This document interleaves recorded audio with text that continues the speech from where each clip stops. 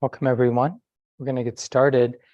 Excuse me. And this morning, we're not going to do the chant at the beginning because we'll do the refuge and precept chanting at the end. So let's just settle in, listen to our bodies, make the adjustments you need to be comfortable.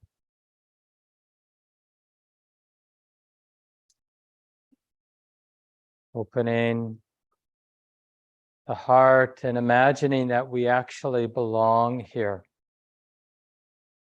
Right here in the experience of our body, our sensitive, tender feeling bodies.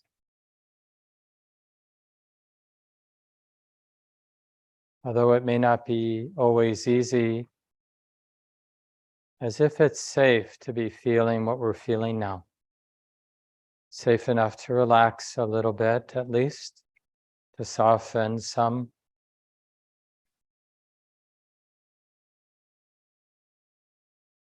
And safe enough now to actually be interested or curious how it is, how it feels, what's moving. It's not about figuring it out or interpreting our experience to ourselves. It's more like a kind of exposure that we find enlivening and deepening and liberating. Not having to run, not having to be numb or in denial, and maybe most importantly, not having to figure anything out. Just the sensitivity, the openness itself is quite healing and liberating. But remembering that, although quite simple, it's not necessarily easy to trust this. It takes some practice.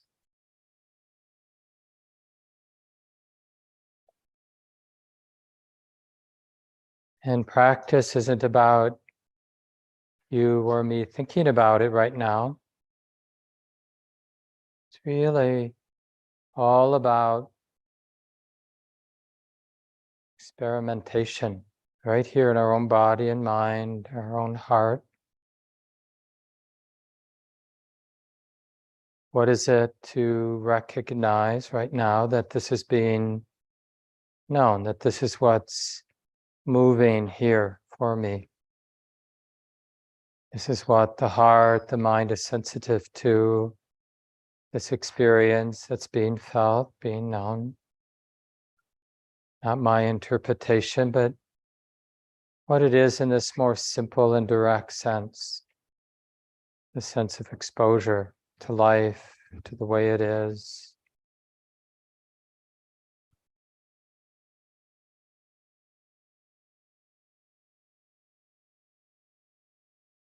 And we're relying really on initially just two qualities that might initially seem opposite, but they really work together.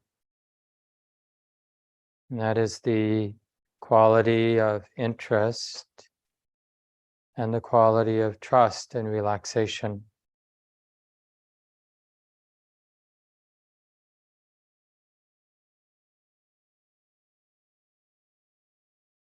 Almost as if there's a deep, profound sense of awe with what's here and now and ordinary.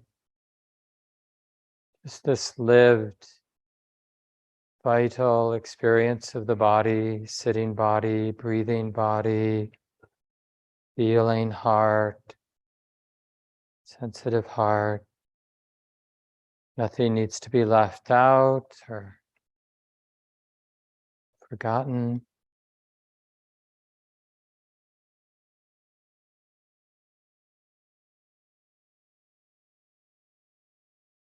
Another way to invite the practice is to contemplate fully embracing sensitivity.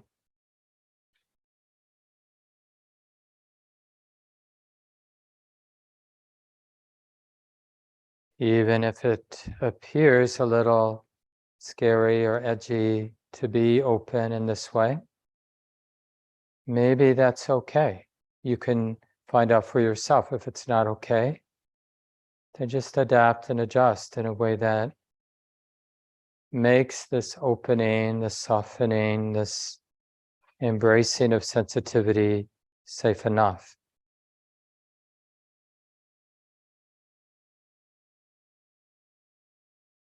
And it's really all about sustaining this interest and this relaxation, this softening, allowing the armor, the defendedness to begin to drop away in a way that feels safe.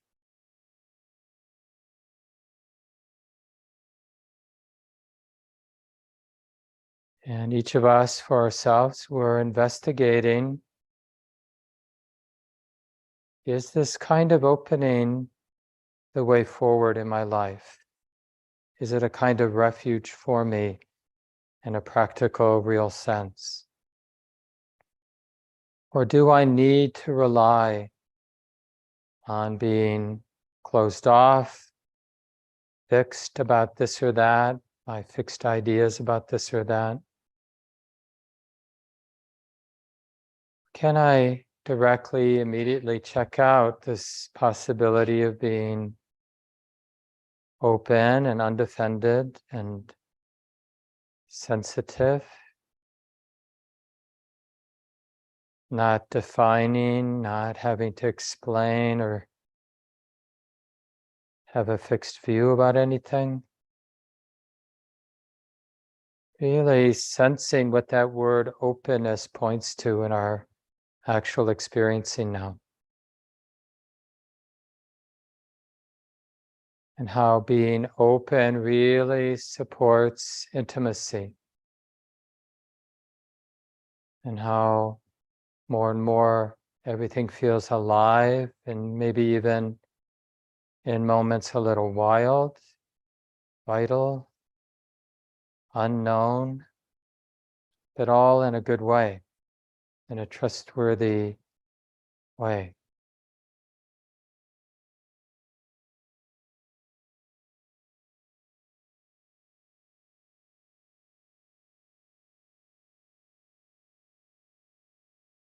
And even any places in our body, in our heart that feels tight or fixed or closed or whatever it might be. Maybe, and we have to find our own way here, maybe it's okay to include this too. That the body or the heart hurts. And maybe it's okay that it hurts. Maybe that's already the way it is. And maybe that opening and that including is supportive of healing and letting go and freedom.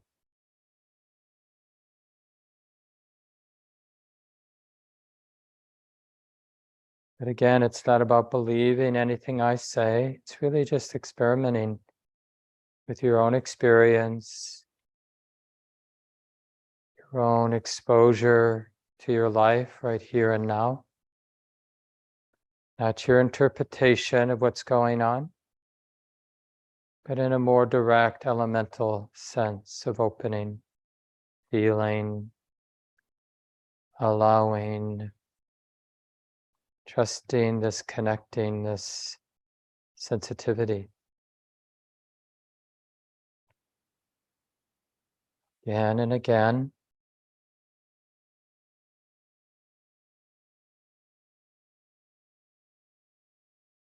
Just perhaps just staying open that this way of, just to be provocative, exposure, this way of exposure is the way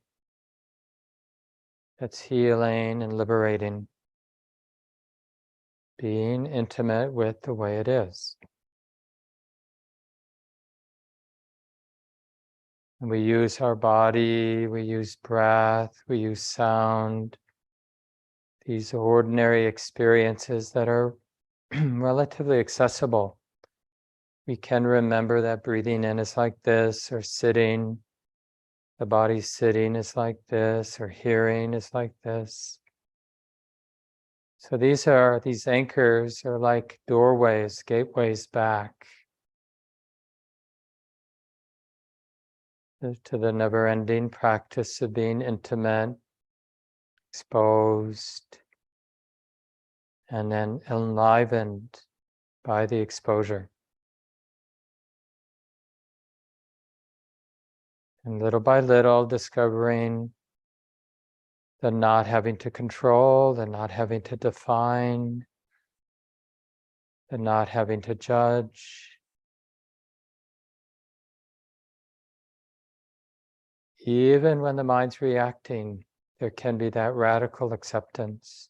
Oh yeah, judging's like this, feels like this. This too belongs. So let's continue now in silence for the rest of the sitting time. And we'll do just the best we can, beginning again and again as best we can, and letting that all be enough.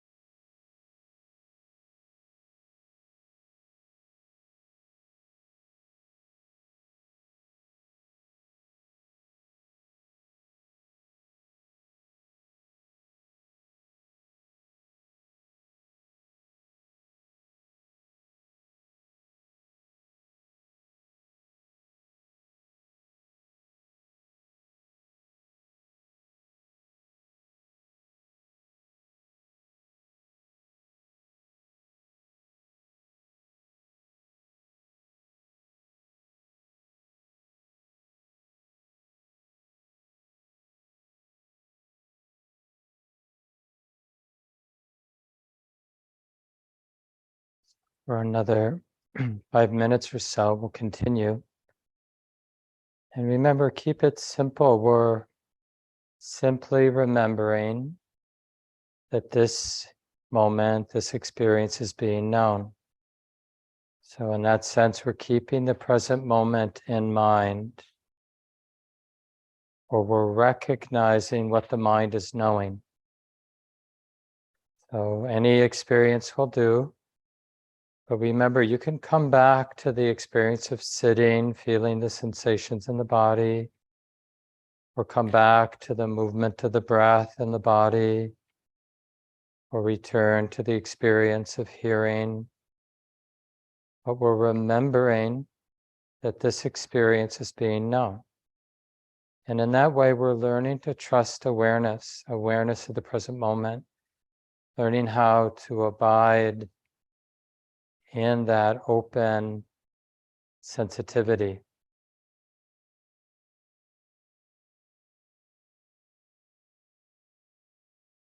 And remember, you have to experiment. You'll feel like a beginner, and that's a good sign, because we're creating a different new habit, not doing what we've always done before.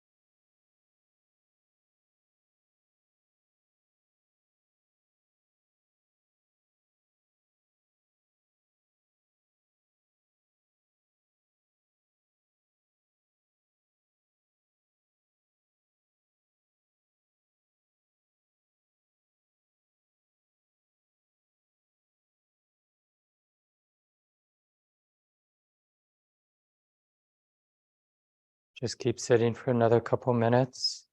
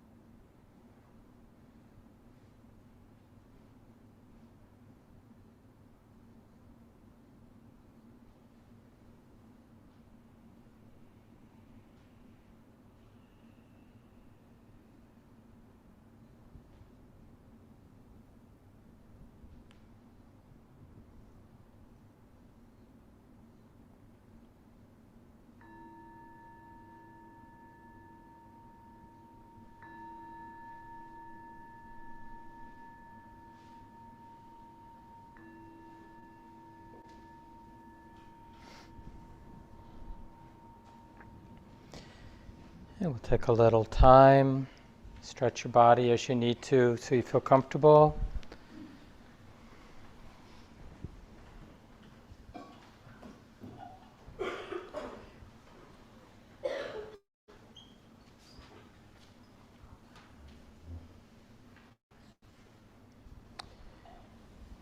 And again, a big welcome to everyone, especially anybody who's here for the first time, whether online or here in the room. And yeah, it's really great to be here together on Father's Day and close to the summer solstice and close to June 19th, Juneteenth tomorrow.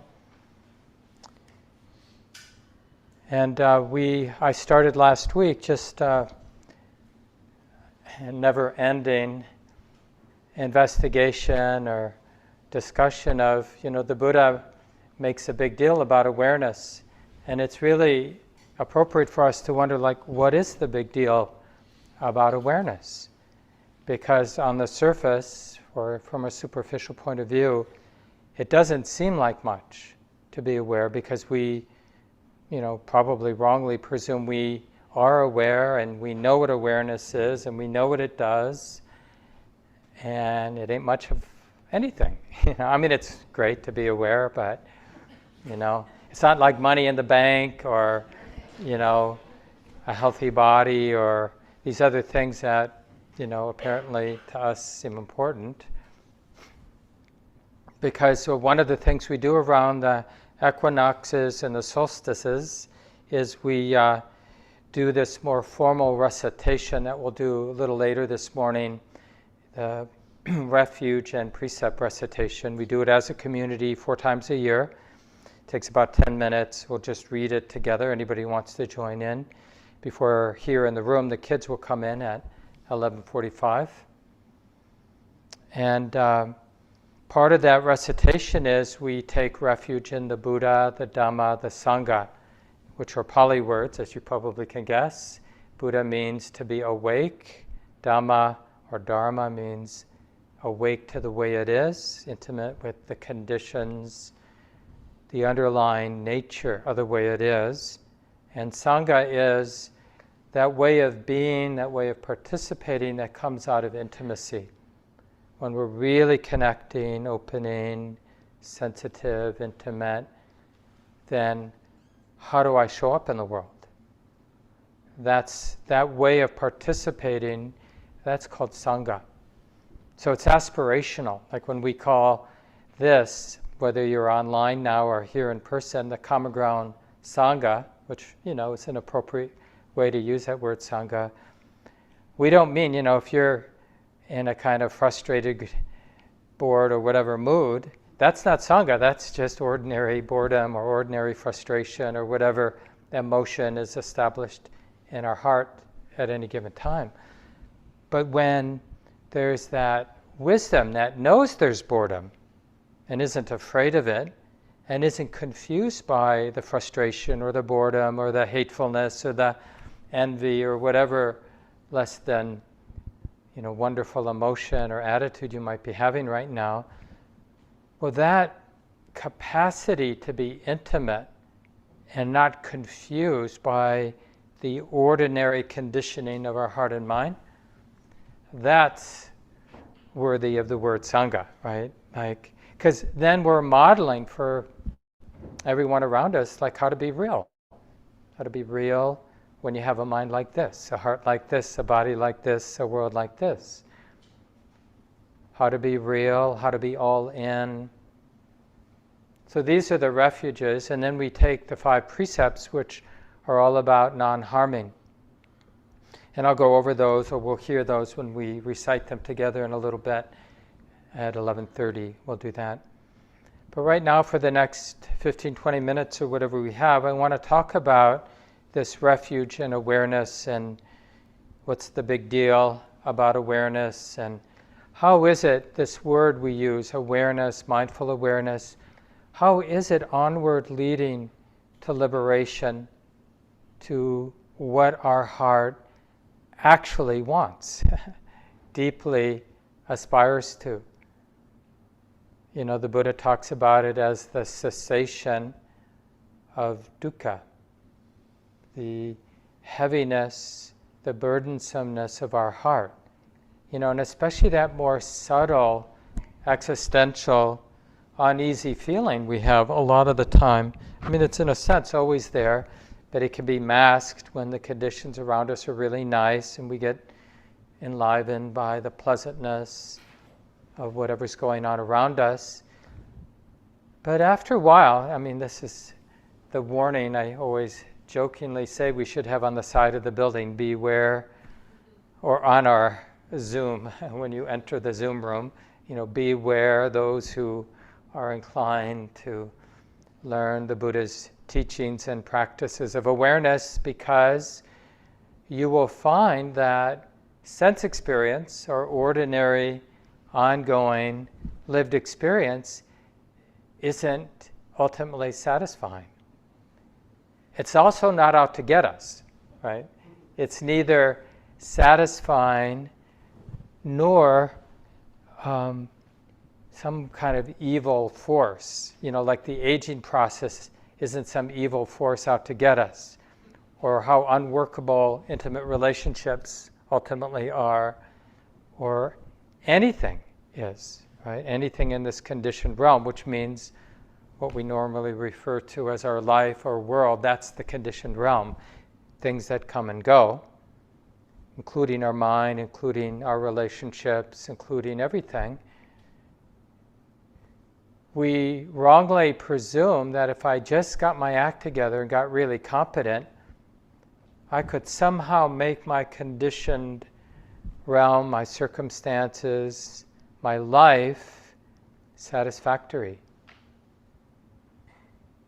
And then when it doesn't turn out that way, we either blame our competence, or we somehow blame, the world's out to get me, or you're out to get me, or somebody's messing with me.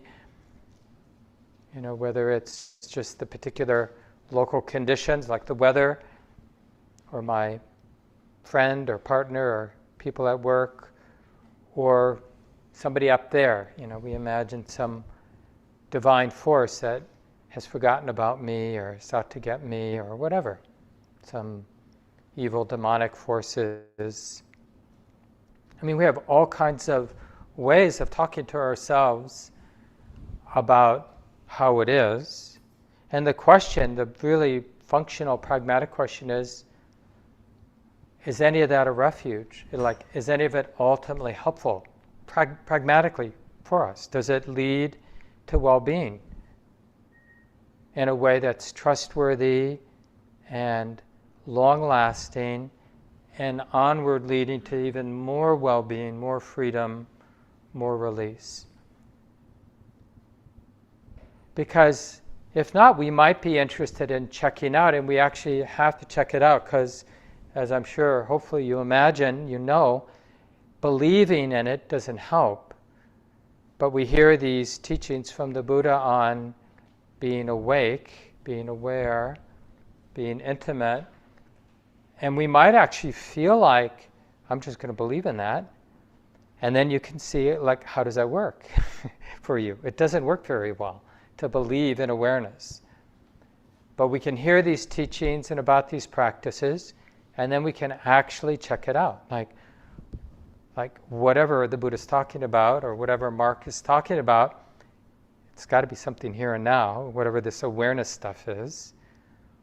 So being aware, being awake, recognizing what's being known. And what happens when I do that, when I keep that in mind, who do I become? How do things unfold for me? Does that intuitively feel like it's in the right direction? Does it have the taste of freedom? Or does it feel more entangling and more burdensome for us? Each of us is capable of checking it out. And it's just, we should be curious, why haven't I checked it out? Or maybe we feel we have checked it out and it hasn't paid off, which maybe, but maybe we didn't really check it out. Because we have to appreciate how hard it is. It's so easy for us to think we're checking something out, but actually what we're doing is we're thinking about it. we're thinking about awareness. We're thinking about the Buddhist teachings. We're thinking about, mindfulness or whatever. Being wise. We're thinking about being kind. And we're not actually going into this immediacy, this wild immediacy, not my interpretation of the wild immediacy, but like this moment, where the mind is somewhat less caught and dependent on my thoughts about this moment. And just notice now, because we can do this any moment, even when someone's talking like me, right? We can be interested in just dropping in, so to speak, opening up, sensing, feeling what's here to feel. And what often arises for us is a kind of dismissing, like, well, this is just boring, or I don't want to feel this. I don't want to be here. Like maybe you feel a little self-conscious or a little, but what is it? Why would it be dangerous? Interesting, is it actually dangerous for me to be sensitive to my life? Because that would be a setup. It's like we have a life, and the one instruction from, our brain or mind, whatever, our conditioned mind is, don't trust the moment. And whatever you do, don't open up, don't feel. Here, the sacred, secret teachings only spoken here. Whatever you do, don't be there for it. Stay distracted, stay superficial, stay in denial. That's the ticket. We could write a parody of a self-help book or a spiritual book. We could found, the spiritual center that's all about not being there when you're there. But that, ironically and tragically, that's a lot of our mental conditioning.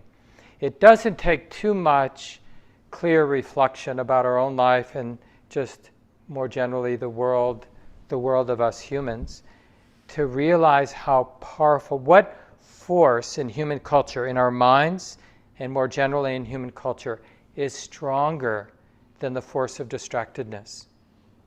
How much human intelligence and effort goes to creating good distractions that we can get lost in. It's amazing. So we have to appreciate what we're up against. And it's the easiest thing in the world when the going gets rough, like when we're actually feeling something we don't want to feel. What do we reach for? Some convenient distraction, whatever it is. And surprisingly, a lot of the distractions are unpleasant, but they still absorb the mind in a way. So we feel strangely protected from being real with the way it is. So then somebody comes around and has, the appropriate conditions to see through these deluded habits of ours, and realizes what one realizes when one doesn't drink the Kool-Aid and keep going toward distractedness, and then talks about it, right? And somehow, all of you online and all of you in the room, we feel interested enough to be here and listening to whatever degree we're listening. And that's not a small step, that's a huge step. But there's an even bigger step, which is to creatively, intimately, personally experiment with what you're hearing. No one can do it for us. In this, spiritual tradition, the Buddhism, the Buddhist teachings, at least in early Buddhism, we don't imagine there's somebody like the Buddha or teacher, guru, that can do it for us. It's helpful to have our lineage of wise people before us who speak with confidence that, hey, this practice works, it's helpful, check it out, right? That's really helpful for us to have, but that doesn't do it for us. We still have to do it. And, a lot of the time, this deeper conditioned pattern in our mind, this childlike pattern where we really just want to be saved. It's kind of that, however it worked out for us, that those moments where we felt like that parent, that caretaker of ours, like they have our back, and I'm going to count on them. And, and then we grow up, hopefully, in some sort of balanced way, and rightfully realize they can't have my back. They're just a human being, doing the best they can maybe, but our parents, they can feed us maybe and give us warmth and shelter and stuff, but they can't really free this heart. We have to figure this out for ourselves. And the figuring out, like I've been saying, isn't always trying to interpret, to think it through.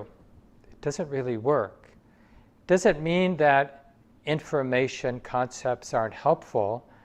It just means we have to use them, apply them directly to this moment, see how it changes the experience of being open, intimate, vulnerable to what's here.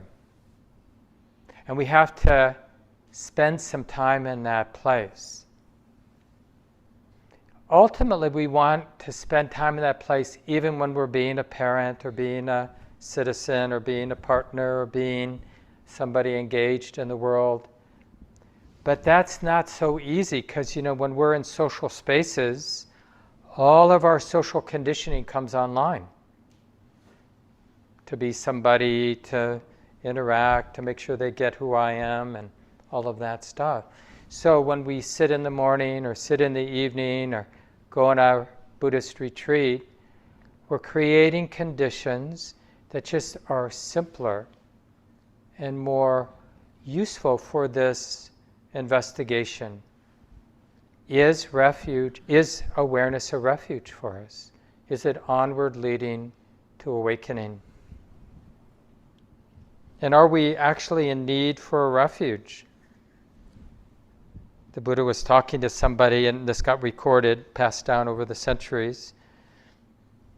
Somebody asked the Buddha, there are people stuck midstream in the terror and fear of the rush of the river of being. The Buddha often, in Buddhism, we often use that metaphor of a flood being swept away by our greed, by our desire, being swept away by our fear, by our attachments, right? Sound familiar? Swept away. And then all the fear and hope, all how that pushes us around. For their sake, sir, please tell me where to find an island where there is solid ground beyond the reach of all this pain, right? Just being pushed around by our likes and our dislikes, by our hope and our fear. And this is what the Buddha said in response. For the sake of those stuck in the middle of the river of being, overwhelmed by death and decay, I will tell you where to find solid ground. Interested? 2 blocks west, there is an island you cannot go beyond. It is a place of no thingness, a place of non-possession and non-attachment. It is the total end of death and decay. But you could put any words, the total end of burdensomeness, the total end of fear, of even hope, like needing something other than the way it is right now. Any dependency whatsoever, free of that.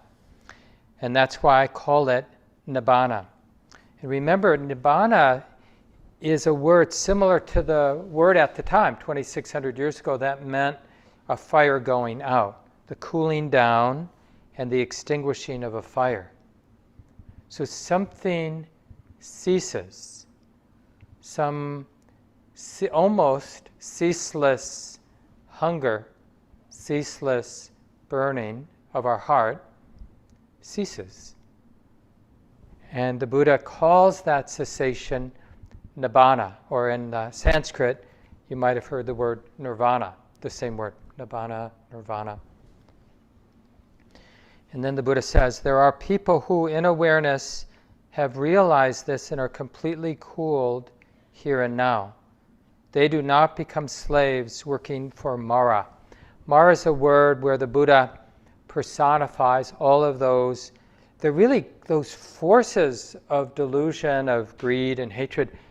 There's a real, I don't know if you've noticed, like when greed and hatred and delusion is active, right, in our mind, there's a real cohesiveness. I mean, it really looks like me when I'm attached, identified with my anger, with my lust, with my greed, with my whatever, right? It has a real coherence, like an intelligence. It makes sense when we say, I'm going to get even, or whatever, we might be acting out, identified with. And that's what Mara stands for. They do not become slaves working for Mara, these coherent, these very seductive force of our thoughts about this and that. The juicy, where we the mind immediately identifies as if this is I, me, and mine, these conceptions. Another place the Buddha talks about all of our conceivings, whatever we conceive of, whatever concept that the mind identifies with, he likens it to a tumor or a disease, right?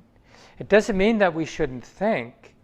It's the identification, it's the dependence on what we think, the wrong use of thought, you could say, that is a cause for suffering. Yeah, so we do not become slaves working for Mara. We will not fall into its power.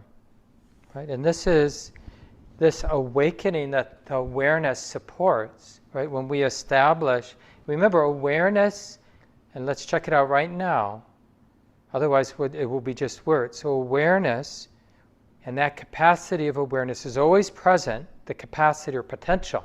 Doesn't mean we are aware, but we can be aware. But awareness means we're recognizing consciousness, right? Are you conscious right now? Can you, in the moment, recognize that you're conscious? How do you know you're conscious? Because this is being known, right? But you have to recognize that this is being known. That's not a normal way we are in a moment, where we're recognizing that we're being known, or that we're recognizing that this is being known, right?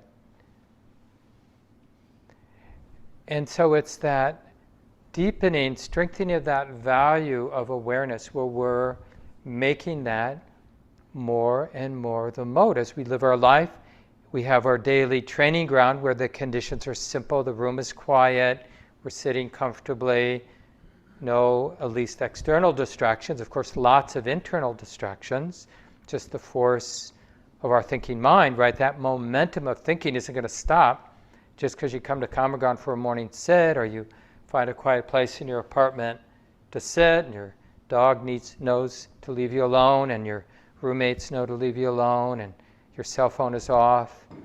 But even then, lots of distractions. But we just do our best. This is being known. Thinking is being known. Hearing is being known. Sensing sensations being known.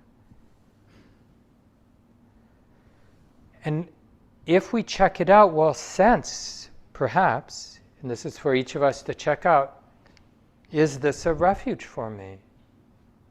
What's the ongoing, what does that set in motion when I remember to be aware, when I remember this potential, this capacity to be aware, to recognize consciousness, to recognize what the mind is knowing? Like, what's the lingering, reverberating, ongoing effect of that in my life. And then, see, then it doesn't matter if you're part of a center or if you consider yourself a Buddhist or not. You see something happening in your own heart, your own mind.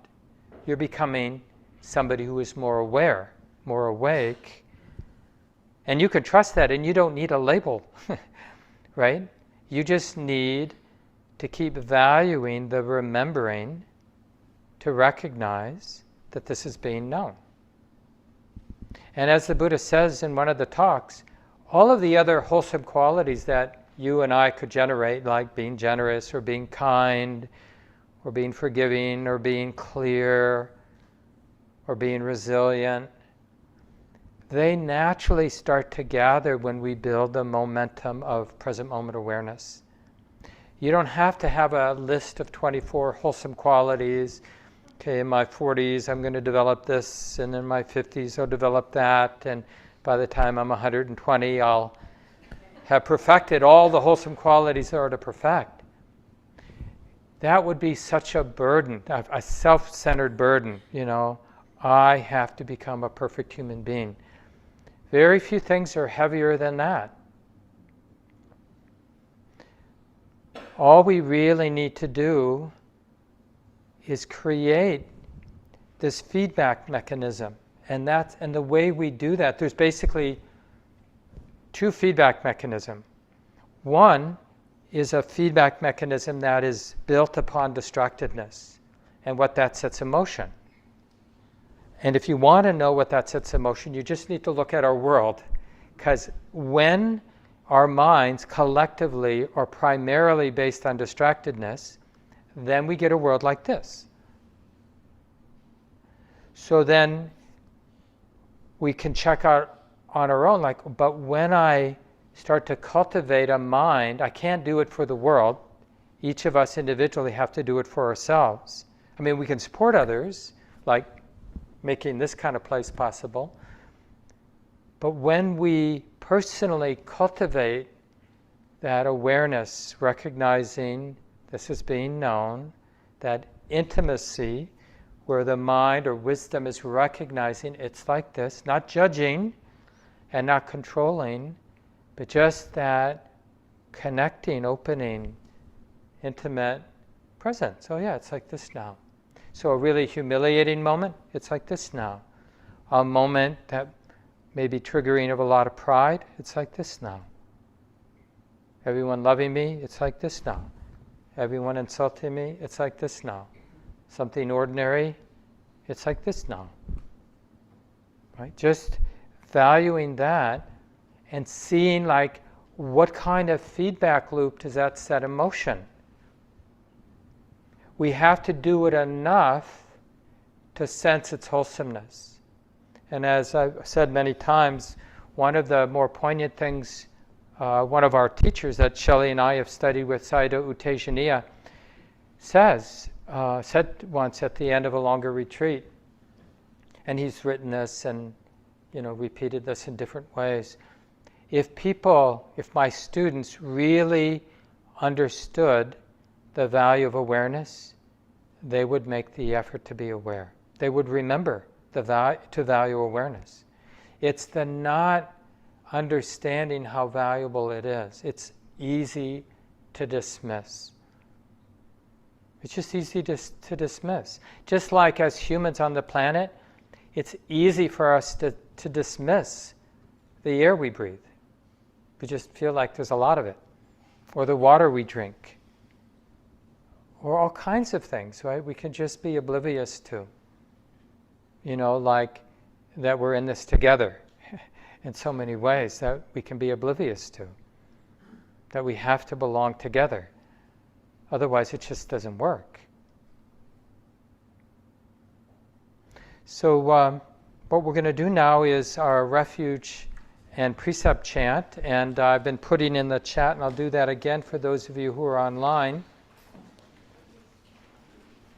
And you can open that up, and just about a quarter of the way down the page, you'll see the link for Common Ground's Refuge and Precept recitation. And then here we're on page 35, and the people in the room.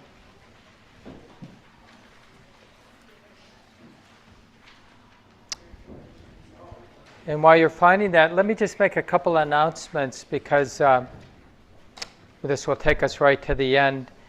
Next Sunday, Deborah Ratner will be here. I'll be here too. Deborah's an old friend and teaching colleague, and she's right now leading with Vance Pryor the Twin Cities Vipassana Collective summer retreat that's been going on since the late 80s, are kind of a sister organization to Common Ground, and they have a summer retreat every year, and Vance and Deborah are leading that, and Deborah's going to stay over after the retreat and teach Sunday. She's a wonderful teacher. Please join in for that next Sunday. And then Niels Heyman will be here the last Thursday in June, and doing a hybrid talk, right, in person and online. Niels Heyman is a longtime Common Ground teacher, was a monk with Ajahn Sumedho for 7 years in England, and educator, and an all-around wise and funny guy. So please join in for that. I'm forgetting the date, but whatever number of days June has.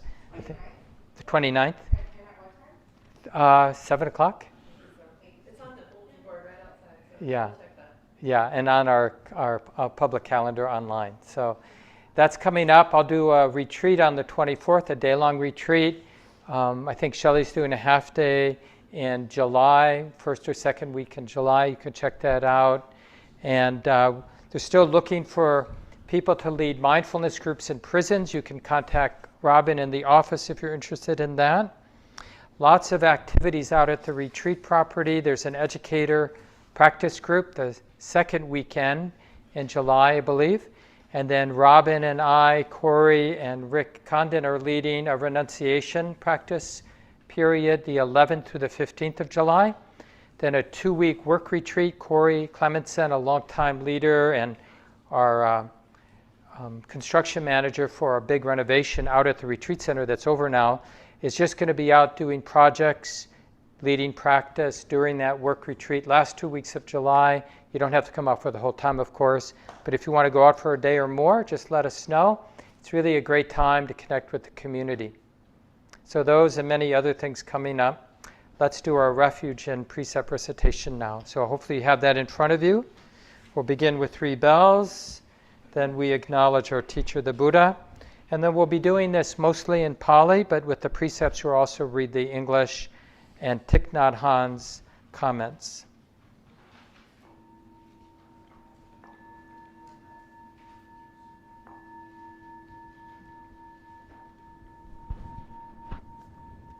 Namo tassa bhagavato arahato samma sambuddhassa.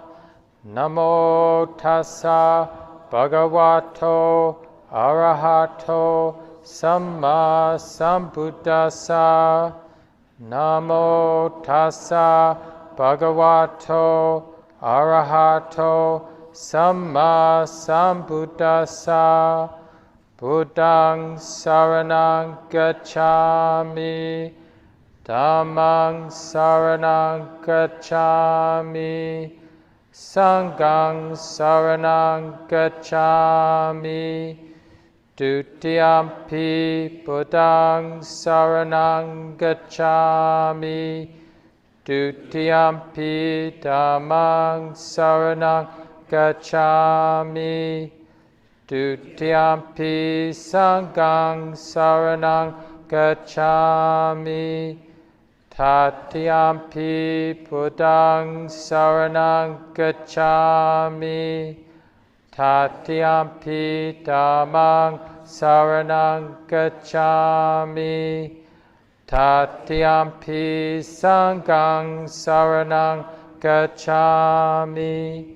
So we'll take a moment just to reflect on Buddha, the first refuge, trusting this heart's capacity to be awake, aware, open, interested, free from grasping. So just reflecting in your own experience.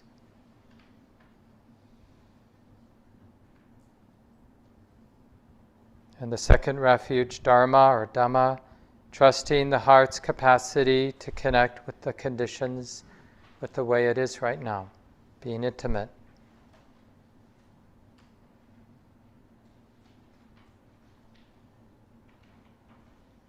And then the third refuge, Sangha, trusting our heart's capacity to fearlessly open, to engage with humility, with tenderness in all places in our lives.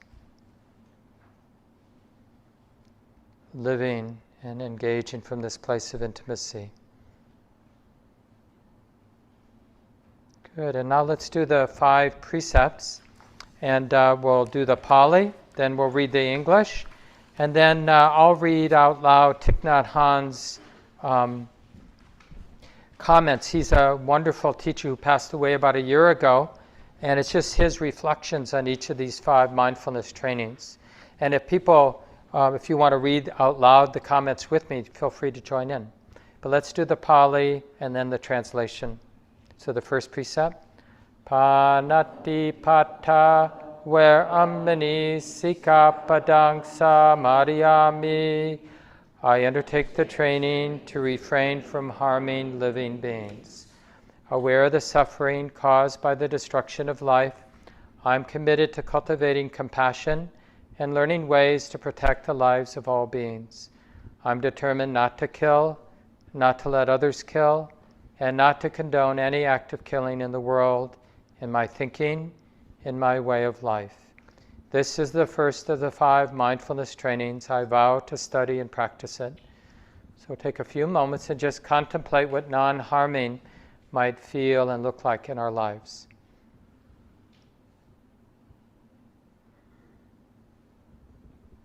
Where the edges might be for us.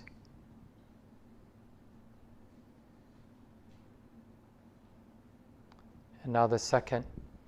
Adinadana, where ammani sikapadang samadhiyami.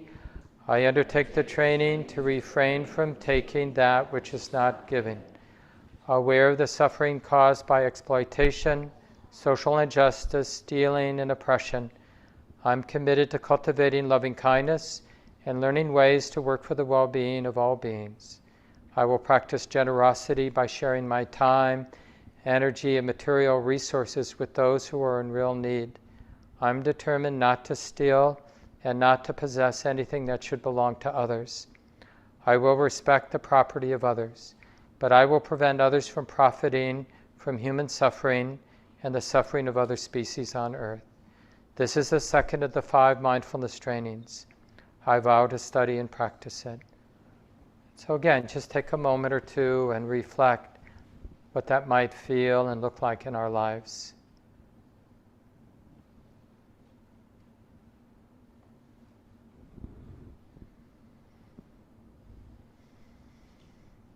And then the third, Kamesu Michachara, where ammani sikapadang samadhiyami. I undertake the training to refrain from harm through sexual misconduct. Aware of the suffering caused by sexual misconduct, I'm committed to cultivating responsibility and learning ways to protect the safety and integrity of individuals, couples, families, and society. I'm determined not to engage in sexual activities without love and commitment. To preserve the happiness of myself and others, I'm determined to respect my commitments and the commitments of others. I will do everything in my power to protect children from sexual abuse and to protect couples and families from being harmed by sexual misconduct. This is the third of the 5 mindfulness trainings. I vow to study and practice it. And again, reflecting on this in our lives.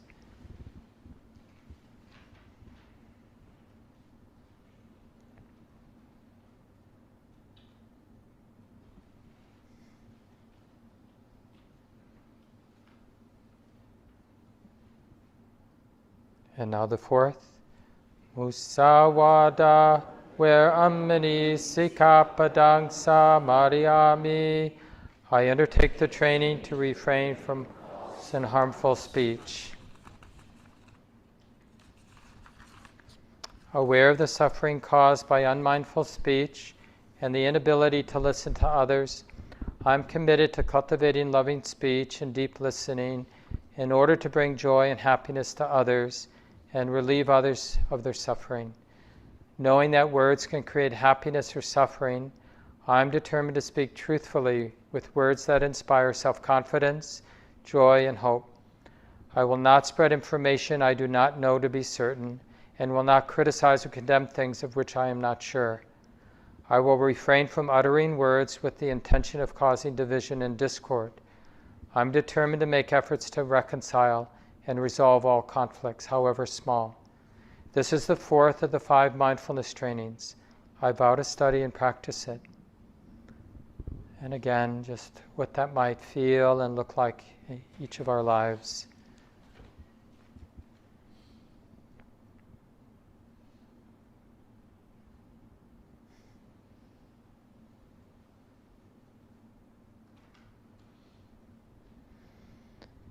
And now the 5th.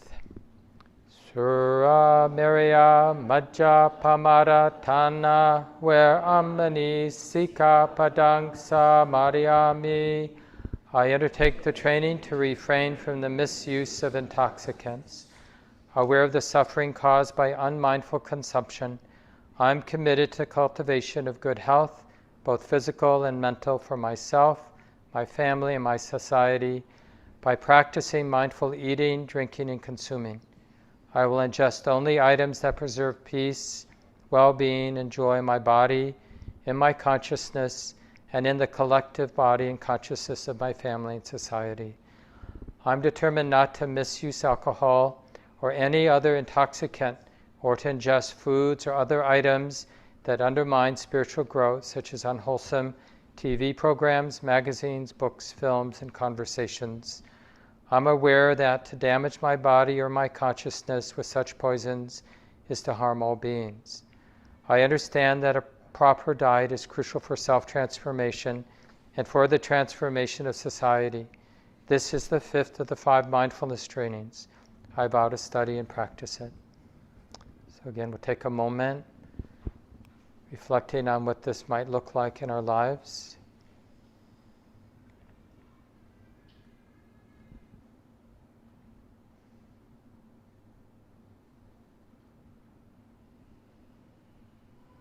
And then we end with this dedication.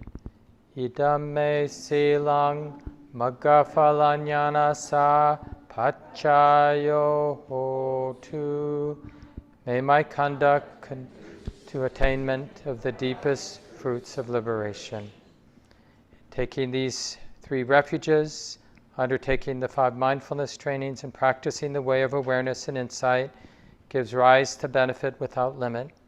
I offer to share all these blessings and merit with my parents, my teachers, family, friends, with all beings everywhere. May this life and practice contribute to the great stream of causes and conditions leading to happiness, peace, and liberation for all beings. May all beings be happy. So there we go. And the link for the Refuges and Precepts is on that Google Doc that's online, so you can get it. So we're going to say goodbye to the people online, and please stay for small groups, those of you online.